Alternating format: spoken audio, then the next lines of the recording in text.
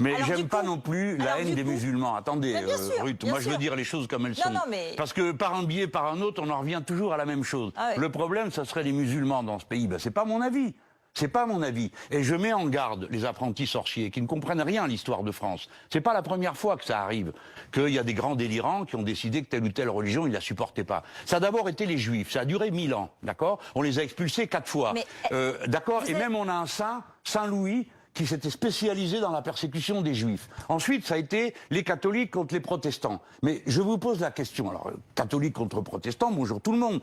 Massacre, le roi a mis des dragons dans la maison des protestants pour les obliger à se convertir. Madame Elkrief, est-ce qu'aujourd'hui vous diriez, ah ben ça, au moins ça a marché, il n'y a plus un juif en France, il n'y a plus un protestant. C'est ridicule. Donc tout ce qu'on s'est fait, c'est des guerres, des souffrances, des misères, pour rien. Mais parce que... Si, beaucoup de malheur. Bien sûr. Et j'aime mieux vous dire que ça les saoule, hein, ce débat interminable sur la plage. Quant à...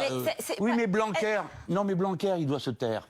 Parce que ce n'est pas à lui de dire ce qui est souhaitable ou pas dans les comportements qui sont licites. Si c'était des comportements illicites, il pourrait dire ah non, il y aura une loi. Si c'est un comportement illicite, il y a une loi. Voilà. Donc où il y a une répression. Mais là, c'est un projet de société. Quel est votre projet de société là-dessus? De dire aux gosses, ta maman, on n'en veut pas parce qu'elle a un voile sur la tête? Non. C'est ça le projet de société, c'est égalité des femmes et des hommes. Oui, et pourquoi un voile à ce moment-là? C'est-à-dire cacher ses cheveux au désir des hommes.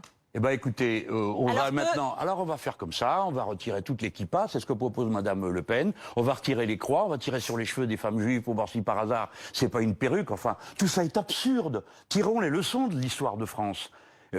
On s'est fait la guerre civile pendant 3 siècles, catholiques et protestants, plus ou moins forts.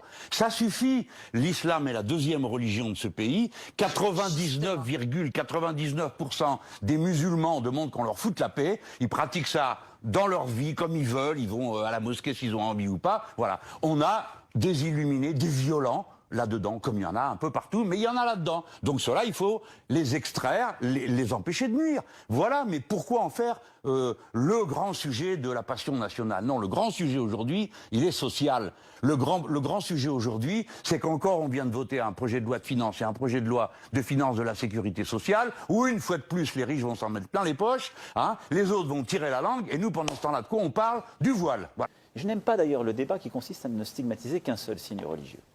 Je n'aime pas d'ailleurs le débat qui consiste à ne stigmatiser qu'un seul signe religieux.